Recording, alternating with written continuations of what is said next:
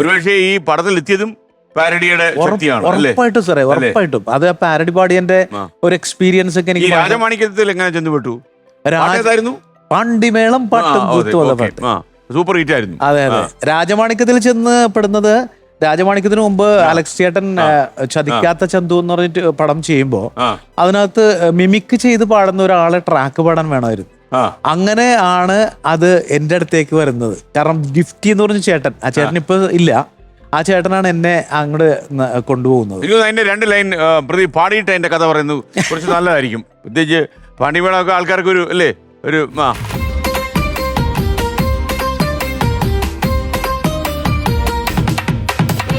പാണ്ടിമേളം പാട്ടും കൂത്തും പക്കവാദ്യത്തപ്പും തകിലും നാട്ടുകൂട്ടം കൊട്ടിപ്പാടുന്നേ.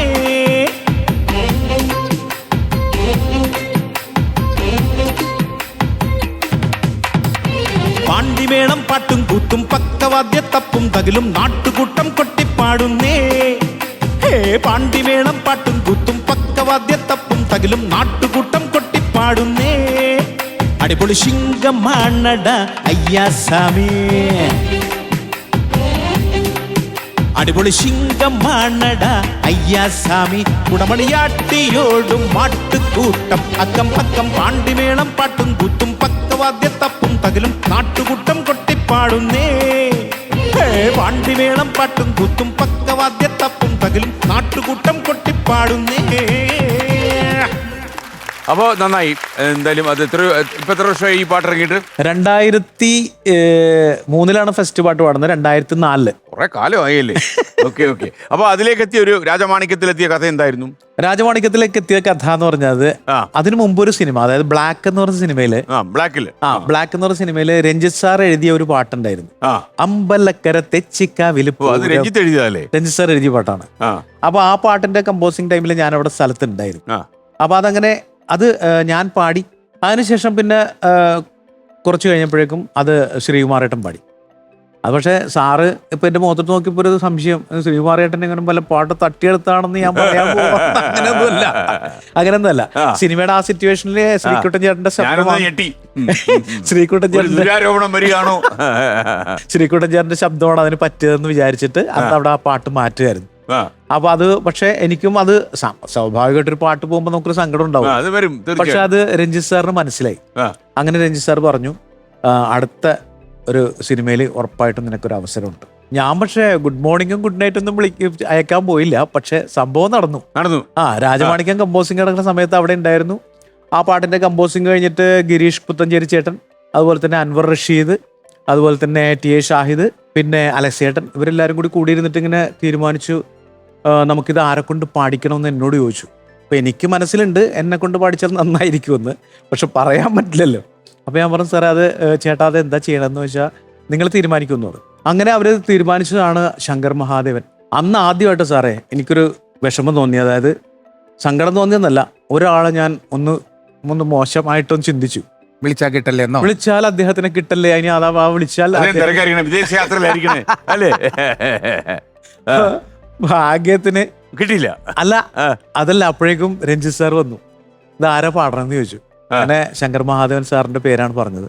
അവർ പറഞ്ഞു, ശങ്കർജീനെ കൊണ്ട് പാടിപ്പിക്കണമെന്നുണ്ടെങ്കിൽ അദ്ദേഹത്തിന്റെ ബോംബിൽ പോകണം, പിന്നെ വെയിറ്റ് ചെയ്യണം, പിന്നെ അത് മാത്രമല്ല അത്യാവശ്യം കൊടുക്കുകയും വേണം, നല്ല കൊടുക്കുകയും വേണം.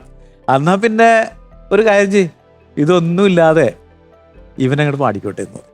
പക്ഷെ എല്ലാവർക്കും ഇഷ്ടമായിരുന്നു. കാരണം വെച്ചാൽ എല്ലാവരും എന്നെ സപ്പോർട്ട് ചെയ്തു.